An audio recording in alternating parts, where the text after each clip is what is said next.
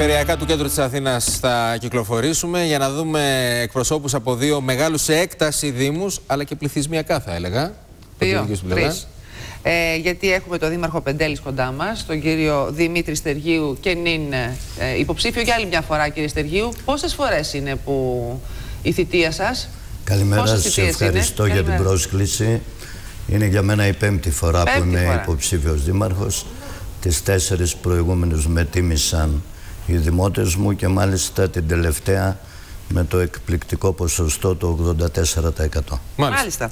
Ο κύριος Δημήτρης Κελάφας, υποψήφιος δήμαρχος Περιστερίου. Καλημέρα, κύριε Κελάφα. Καλημέρα, ευχαριστώ πολύ για την πρόσκληση. Καλώς με μια ήρθατε. δύσκολη μάχη στο Περιστέρι απέναντι στον κύριο Παχατουρίδη. Δύσκολες μάχες υπάρχουν, απόρριτα κάστρα δεν υπάρχουν. Καλές πολυερκίες χρειάζονται και νομίζω σε όλα αντιμετωπίζονται. Εμείς είμαστε έτοιμοι για την ανατροπή στο Περιστέρι και έτοιμοι να κρυθούν όλα στο δεύτερο γύρο. Λοιπόν, κοντά μας και ο Γιάννης Καλαφατέλης, δήμαρχος Διονύσου, και πήγα πρώτα στους μεγάλους σε έκταση, γιατί ο Διονύσους είναι τόσο μεγάλος σε έκταση. Πώς δεν είναι? Είναι εξίσου μεγαλύτερο. Είναι εξίσου, μπορώ να πω. Ναι.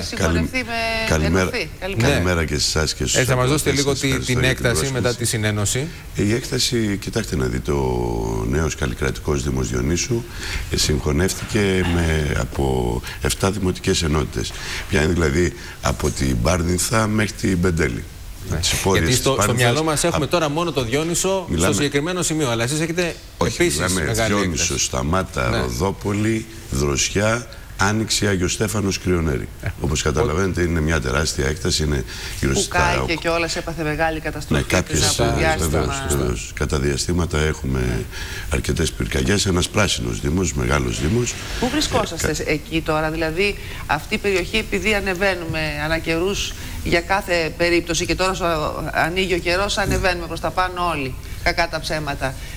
Σε τι κατάσταση είναι αυτή η περιοχή? Κοιτάξτε να δείτε, είναι ένας μεγάλος δήμος με πολλά προβλήματα υποδομών. Όπως καταλαβαίνετε, λέμε βόρεια προάστια, αλλά και απ' την άλλη ήταν 7 μικροί δήμοι, 4 δήμοι και 3 κοινότητες, που όπως καταλαβαίνετε υπάρχει μεγάλη έλλειψη έργων υποδομής. Το κυριότερο από αυτό... να κάνει με τη φωτιά, δεν είχατε νερό να σβήσετε τη φωτιά, δήμαρχε, τότε? Αυτά είναι σχετικά, κυρία Χριστοφιλέα, γιατί μπορώ να πω όταν έχουμε προβλήματα, υπήρξαν βέβαια τέτοια προβλήματα, όταν έχεις φωτιά, δεν έχεις ηλεκτροδότηση, αποτέλεσμα είναι να κόβονται κάποιες γεωτρήσεις, κάποια αντιλιοστάσια που υπάρχουν. Άρα προτεραιότητά σας τι είναι? Η ομογενοποίηση τώρα όλων νομίζω ότι των κοινοτήτων και των δήμων? Αυτά τα 3 χρόνια, 3,5 κάναμε πολύ σοβαρή δουλειά όσον αφορά, μπορέσαμε, ομογενοποιήσαμε αυτούς τους 7 δήμους.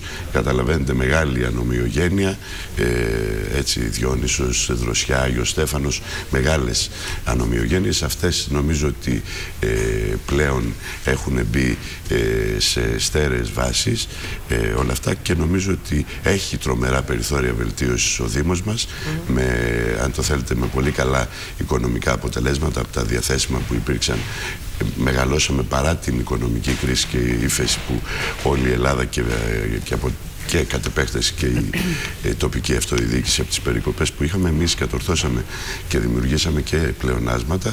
Αυτά βέβαια είναι μέσα στον προϋπολογισμό, να γίνουν έργα και υποδομές που λείπουν από την περιοχή. Ναι. Αντίστοιχα προβλήματα, κύριε Στεργίου, είχατε και εσείς με πυρκαγιές, φωτιές δεκαετίες πίσω, τις έχετε αντιμετωπίσει, αλλά και εσχάτως επιχειρείτε να αλλάξετε και το τοπίο στην περιοχή. Ένα δήμο, να πούμε, ότι πιάνει και στη θάλασσα. Σωστά? Ναι, η αλήθεια είναι ότι ο Δήμος Πεντέλης είναι ένας δήμος που εκτείνεται σε μια έκταση 110.000 στρεμμάτων.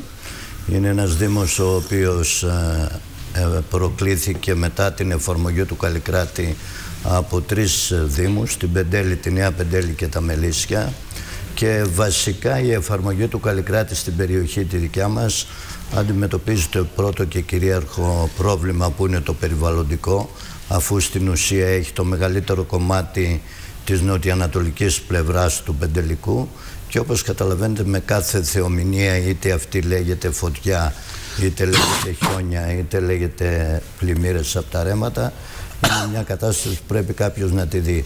Και στο δικό μας Δήμο η αλήθεια είναι ότι η εγκατάσταση πνεύματος καλλικρατικής διακυβέρνησης δεν ήταν εύκολο έργο την πρώτη τετραετία, και κυρίως δεν ήταν εύκολο έργο, γιατί έπρεπε να συνθέσεις διαφορετικές φιλοσοφίες. Μην ξεχνάτε ότι οι δύο δήμοι της Πεντέλης και της Νέας Πεντέλης είναι κατεξοχήν δήμοι της μονοκατοικίας, οι οποίοι κλήθηκαν να λειτουργήσουν με το πνεύμα και του Δήμου Μελισσίων, ο οποίος είναι και ο μεγαλύτερος δήμος από τους τρεις, με το περισσότερο κόσμο, και χρειάζεται εκεί να συνθέσεις και το πνεύμα της πολυκατοικίας.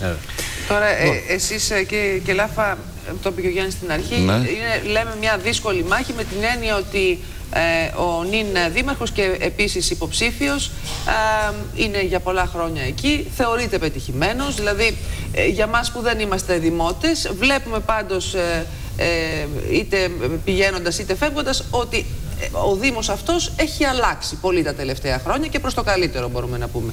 Τι είναι αυτό που λέει ο συνδυασμός σας που είστε επικεφαλής? Ναι, να σας πω, το κέντρο του Περιστερίου έχει αλλάξει. Ήρθε η Αττικό Μετρό, σχεδιασμένο πάρα πολλά χρόνια, και έχουμε 3 στάσεις μετρό που πραγματικά άλλαξε και δημιουργηθήκαν όλες οι πλατείες. Το Περιστέριο όμως είναι μια πόλη μεγάλη. Αν περάσετε πάνω από τη Θηβών, που δεν νομίζω να έχετε περάσει, γιατί περνάτε μόνο από το κέντρο, θα δείτε ότι είναι μέρα με τη νύχτα.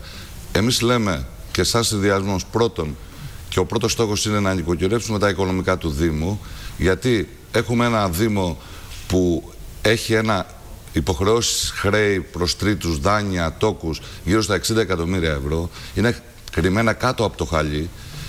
Αποπληρώνονται από το 15 μέχρι το 28.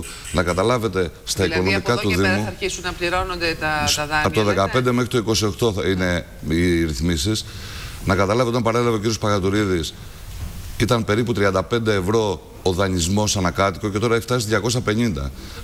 Μια τετραμελής οικογένεια δηλαδή έχει χρεωθεί περίπου 1.000 ευρώ. Αυτή τη στιγμή δηλαδή μιλάμε ότι η διοίκηση Παγατουρίδη έχει χρεώσει το Δήμο για τα επόμενα χρόνια. Έχει χρεώσει τα παιδιά μας και τις ψυχές των παιδιών μας. Αν βγείτε εσείς δεν τα πληρώνετε τώρα, έτσι? Μισό λεπτό. Έτσι γίνεται πάντα. Αλλά εγώ όμως λέω να σας πω, το πρώτο στόχος είναι το νοικοκύρεμα των οικονομικών. Όταν σε μια δεκαετία δίνουμε 15 εκατομμύρια για ανταλλακτικά, 15 εκατομμύρια για φιέστες, ξέρετε ότι λάμπη δεν είναι χρυσός. Πολλές φορές κάνουμε κάτι για να προβάλλουμε το εγώ και όχι το εμείς.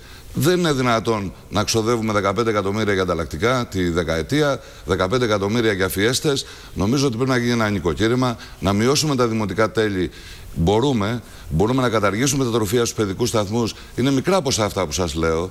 Δεν είναι δηλαδή κάτι που μπορεί να τα έχει ανάγκη απόλυτο ο Δήμος. Ο Δήμος πρέπει να νοικοκυρευτεί. Έχουμε ζήσει συναυλίες. Να σας πω, είναι καλή η επικοινωνία. Αλλά ελάτε να περπατήσετε να δείτε. Το κέντρο της πόλης πραγματικά έχει αλλάξει και σας είπα. Και γίνανε και συγκεκριμένα έργα. Έγινε η Αττικό Μετρό, ήρθε το Άλσος που είναι έργο της περιφέρειας Αττικής, όπως και το Κολυμβητήριο, όπως και άλλα έργα που έχει κάνει για παιδικούς σταθμούς. Όμως το Άλσος, το ένα κομμάτι δόθηκαν 5 εκατομμύρια για να γίνει μια αναμόρφωση που πιστεύω ήθελε πιο πολύ πράσινο. Και ακριβώς στα 10 μέτρα έχουμε τον γκαράζ, έχουμε σταθμό μεταφόρτωσης λιμάτων που είναι πρόβλημα. Αντί δηλαδή να βάλουμε προτεραιότητα να φύγει το γκαράζ από εκεί, να σταματήσει να λειτουργεί ο σταθμός μεταφόρτωσης, ο οποίος σημειωτέων στα ηλουστρασιόν χαρτιά δεν υπάρχει και στήχησε 6 εκατομμύρια ευρώ με leasing. Νομίζω ότι όλο αυτό το κομμάτι μπορούμε να το διαχειριστούμε με συνέπεια, με άποψη όμως που θα αφορά πρώτα τον πολίτη, όχι την προσωπική προβολή του καθένα. Άρα λέτε λοιπόν ότι όλα αυτά τα χρήματα που έχει χρεωθεί ο Δήμος και θα αρχίσουν να πληρώνονται, λέτε, από το 2015, έχουν πάει σε φιέστες και επικοινωνιακές εκδηλώσεις του Δημάρχου και ότι δεν έχουν γίνει έργα, ότι δεν βλέπουμε έργα. Και ότι τα έργα έγιναν από την Αττικό, ας πούμε, μετρό που έφτασε. Ο εχθρός του καλού πάντα είναι το καλύτερο. Δεν απαξιώνουμε το έργο κανένας. Όμως δεν μπορεί να λέμε υποσχεθήκαμε και κάναμε πράξη και φέραμε το μετρό στο Περιστέρι. Έτσι, αυτά είναι σχεδιασμένα εδώ και πάρα πολλά χρόνια. Να αναγνωρίζουμε τα έργα που κάνει η περιφέρεια ή μέσω προγραμμάτων. Δεν λέει υποσχεθήκαμε και κάναμε πράξη στο Άλσος όταν είναι έργο της περιφέρειας ή το Κολυμβητήριο ή η παιδική σταθμή. Με αυτή τη λογική πιστεύω ότι αυτή τη στιγμή ο Δήμος Περιστερίου, με στοιχεία, αν δείτε όταν ήρθε η Τρόικα και έκανε το Υπουργείο Οικονομικών μια λίστα, ήταν ο ένατος Δήμος σε δάνεια. ήταν στην πορτοκαλί ζώνη και πανηγύριζε ο σημερινός δήμαρχος γιατί δεν είναι στην κόκκινη ζώνη. Μάλιστα. Λοιπόν, από 1 λεπτό στο καθένα. Κύριε Καλαφατέλη, να γίνει επιλογή. Ποια είναι λοιπόν η προτεραιότητα για να σας επιλέξουν οι κάτοικοι του Διονύσου και της ευρύτερης περιοχής να σας αναδείξουν και πάλι δήμαρχο? Εγώ σας είπα και προηγουμένως ότι μετά από την επίπονη προσπάθεια αυτή των 3,5 χρόνων είμαστε πλέον σε θέση να προσφέρουμε αναβαθμισμένες υπηρεσίες στον δημότη μας. Νομίζω ότι η πρώτη προτεραιότητα από την στιγμή που αναλάβαμε ήταν τα σχολιά μας, να φτιάξουμε τις σχολικές υποδομές, να ιδρύσουμε νέα σχολεία, να κατασκευάσουμε νέα κτίρια. Είμαστε αυτή τη στιγμή έτοιμοι, και βέβαια ένα άλλο μεγάλο έργο που αν το θέλετε είναι πρώτο στην ιεράρχηση των προβλημάτων του Δήμου μας είναι η αποχέτευση ακαθάρτων. Πλέον έχουμε από τις δημοπρατήσεις το συγκεκριμένο έργο από τις 26 Νοεμβρίου και αυτές τις μέρες πιστεύουμε μέσα στο Μάιο ή στον Ιούνιο θα έχουμε και την εγκατάσταση του εργολάβου για αυτό το μεγάλο έργο για όλες τις δημοτικές ενότητες. Ήδη βέβαια έχει προχωρήσει κατά κάποιο τρόπο, κάποιες δημοτικές ενότητες, κάποια νοικοκυριά αποχετεύονται και έχει να κάνει και με την ίδρυυση αυτό, έτσι, γιατί το νερό δεν πίνεται από την βρύση στο Διόνυσο. Όχι, δεν νομίζω να ισχύει κάτι τέτοιο. Οι 6 γιατί δημοτικές... το δίκτυο δεν ήταν καλό. Κοιτάξτε να δείτε. Σίγουρα, όπως έχει χτιστεί, όπως έχει δομηθεί επί σειρά ετών το δίκτυο, υπάρχουν προβλήματα.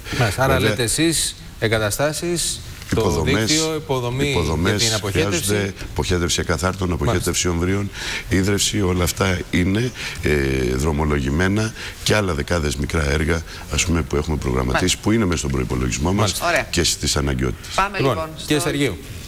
Εγώ έχω να σας πω ότι προγράμματα και σχεδιασμοί προεκλογικοί γίνονται χιλιάδες, όπως και σε επίπεδο κεντρικής εξουσίας, έτσι και σε επίπεδο τοπικής αυτοδιοίκησης. Δυστυχώς τα πρόσωπα που καλούνται να τα εφαρμόσουν και τα οποία τα εξήγηλαν, τις περισσότερες φορές μέχρι τώρα είτε οδήγησαν τους Δήμους σε οικονομική καταστροφή, είτε είναι στη φυλακή, είτε είναι στην παραλία με κότερα. Με αυτή λοιπόν τη διαδικασία έχω να προτείνω στον πολίτη να επιλέξει πρόσωπα, και επειδή το κάθε πρόσωπο κουβαλάει ένα φάκελο ζωής που αποτελεί την επένδυσή του, να το επιλέξει με βάση αυτό, και αυτό θα αποτελεί και την εγγύηση για τον πολίτη. Και το τραγικό είναι σήμερα ότι υπάρχει ένα πολύ μεγάλο ποσοστό των ψηφοφόρων της κάθε κοινωνίας, το οποίο αποφασίζει όταν μπει στο παραβάν. Αυτό είναι η πλήρη απαξίωση της δημοκρατίας. Να δει τους υποψήφιους έναν και να ψηφίσει σύμφωνα με το συμφέρον του, με την έννοια την ευρεία σε τοπικό επίπεδο και τη στενή τη δικιά του. Μάλιστα. Και θα κλείσουμε, κύριε Κελά. Εμείς τι καινούργιο μπορούμε να φέρουμε? Θέλουμε να υπάρχει σοφροσύνη στη διαχείριση του δημοσίου χρήματος. Θέλουμε διαφάνεια. Θέλουμε να υπάρχει πρώτα το εμείς και όχι το εγώ. Θέλουμε να πούμε όχι στους μηχανισμούς και στους πολιτικούς φίλους. Εμείς είμαστε ένα ανεξάρτητο ψηφοδέλτιο. Από το 2009 ξεκινήσαμε και είμαστε και στις προηγούμενες εκλογές του 2010. Συμφωνώ με τον Δήμαρχο να επιλέξουν πρόσωπα, να επιλέξουν ανθρώπους από την κοινωνία, να επιλέξουμε αυτούς που αγαπάνε την πόλη μας και την κάθε πόλη, και να προχωρήσουμε όλοι μαζί, γιατί πιο πολλά μας ενώνουν παρά μας χωρίζουν.